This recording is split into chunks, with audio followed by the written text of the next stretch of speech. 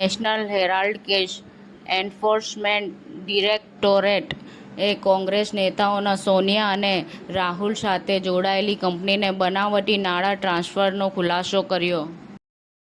અહેમદાબાદ સરખેજ ખાતે આવેલી બડી દરગાહના ઘુમ્મટ પર લગાવેલા ઐતિહાસિક અમૂલ્ય કિંમતી પાનની ચોરીની ઘટના બનેલ છે.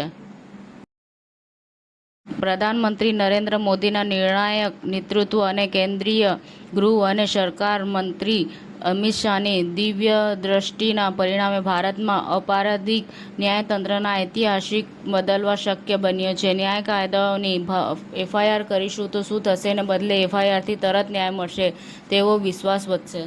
સોલાર સિટી સુરતનો સ્માર્ટ બસ સ્ટેશન પ્રોજેક્ટ સમગ્ર દેશ માટે રોલ મોડેલ. વાઇફાઈ, ચાર્જિંગ અને લાઇટિંગ જેવી સુવિધાઓની સજ્જ હાઈટેક ઇલેક્ટ્રિક બસ સ્ટેન્ડ. મુખ્યમંત્રી શ્રી ભૂપેન્દ્ર પટેલે સચિવાલયમાં પ્લાસ્ટિક બોટલમાં પાણીના ઉપયોગને સ્થાને હવે કાચની બોટલમાં મળશે. સખીનીરના બ્રાન્ડના નેમથી પીવાનું પાણી આપવામાં આવશે. ફ્લિક્સ બસે અમદાવાદથી મુંબઈ અને પુણે સુધીની સેવા શરૂ કરીને પોતાનું નેટવર્ક વિસ્તૃત કર્યું. ₹499થી શરૂ થતી વિશેષ શરૂઆતની ભાડા ઓફર.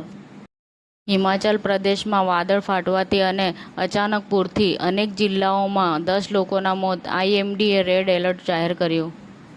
હિંમતનગર ખાતે દૂધના ભાવ ફેર મેળવવા દૂધ ઉત્પાદકોની રેલી યોજાઈ.